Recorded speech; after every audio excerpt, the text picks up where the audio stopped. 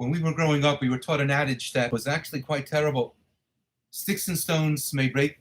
my bones, but words will never hurt me.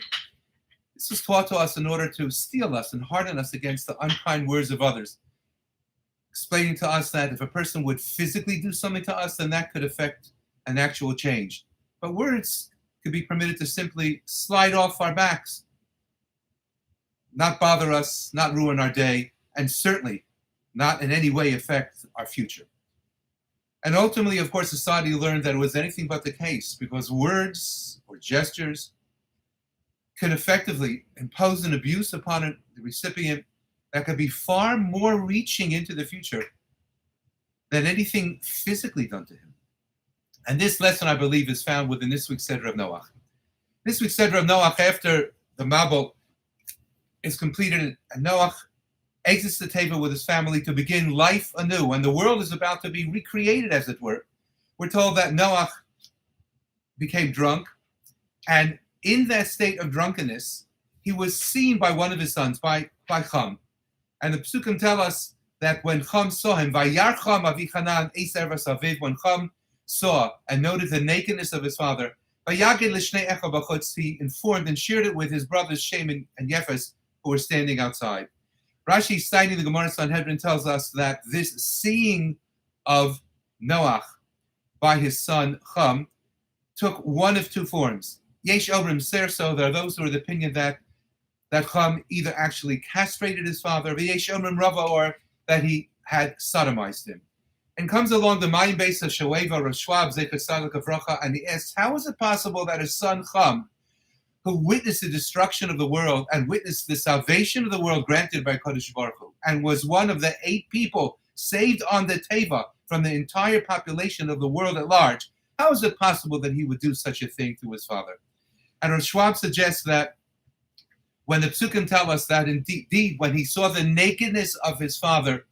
it means that he saw the nakedness of his father, and Noach, having witnessed the fact that Cham had entered the Chadrei Chadorim, the very personal and very modest and very private domain of his father, well, this was tantamount to having committed the worst atrocity to his father, namely that Rava, that he sodomized him. But more significantly, for the purpose of our message today, says the Gemara in Sanhedrin, is understood by Rav Schwab, Yesh Omrim, that was that Serso, that he castrated him. Explains Rav Schwab that when Noach awoke from his drunkenness and he understood what Cham had seen, that he saw his father naked in such a state of drunkenness, why that rendered Noach impotent, and he can no longer have any further children during the course of his lifetime.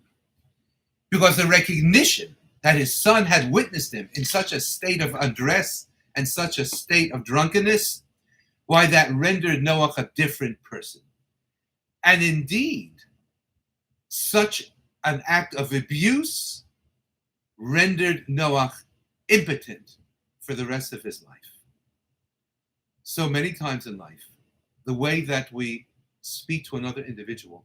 the way that we look at him or her, the way that we react facially to a person could cause such an abuse that it extends much farther into the future of that person's life than any kinds of sticks or stones that we could possibly heap upon that person. Think about it. And as we go forward into this year of Tafshin Pei Beis, let's try indeed to be kinder, to act kinder, to treat everyone and anyone with whom we come into contact with a sense of respect, a sense of endearment, a sense of privacy, a sense of kedusha, of holiness, that we realize just how impactful we are upon the lives of others. Have a wonderful Shabbos.